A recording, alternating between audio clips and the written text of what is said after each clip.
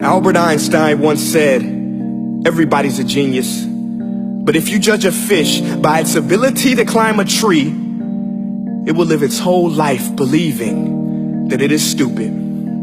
Ladies and gentlemen of the jury, today on trial we have modern day schooling. Glad you could come. Not only does he make fish climb trees, but also makes them climb down and do a 10-mile run. Tell me, school, are you proud of the things you've done? Turning millions of people into robots, do you find that fun? Do you realize how many kids relate to that fish? Swimming upstream in class, never finding their gifts, thinking they are stupid, believing they are useless? Well, the time has come, no more excuses. I call school to the stand and accuse him of killing creativity, individuality, and being intellectually abusive. He's an ancient institution that has outlived his usage.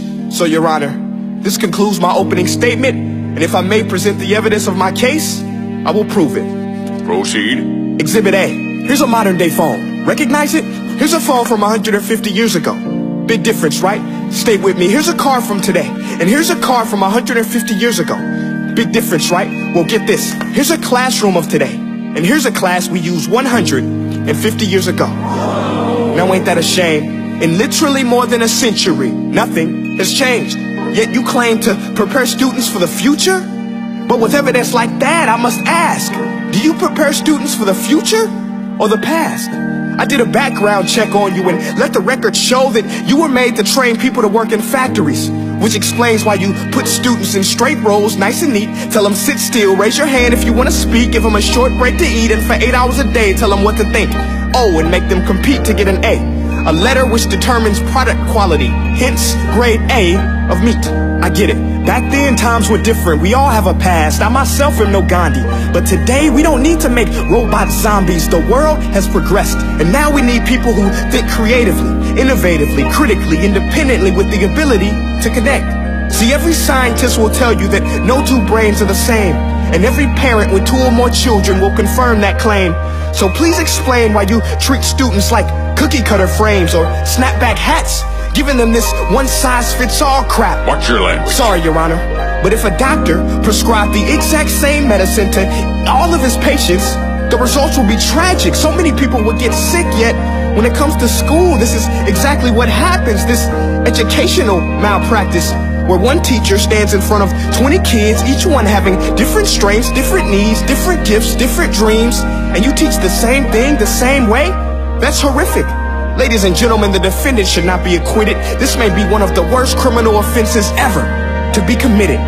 And let's mention the way you treat your employees. Objection. Overruled. I want to hear this. It's a shame. I mean, teachers have the most important job on the planet, yet they're underpaid?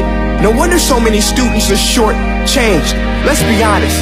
Teachers should earn just as much as doctors, because a doctor can do heart surgery and save the life of a kid. But a great teacher can reach the heart of that kid and allow him to truly live. See, teachers are heroes that often get blamed, but they're not the problem. They work in a system without many options or rights. Curriculums are created by policymakers, most of which have never taught a day in their life. Just obsessed with standardized tests. They think bubbling in a multiple choice question will determine success. That's outlandish. In fact, these tests are too cruel to be used and should be abandoned, but don't take my word for it. Take Frederick J. Kelly, the man who invented standardized testing, who said, and I quote, "These tests are too cruel to be used and should be abandoned." Ladies and gentlemen of the jury, if we continue down this road, the results will be lethal. I don't have much faith in school, but I do have faith in people. And if we can customize healthcare, cars, and Facebook pages, then it is our duty to do the same for education, to upgrade it, change it, do away with school spirit, because that's useless.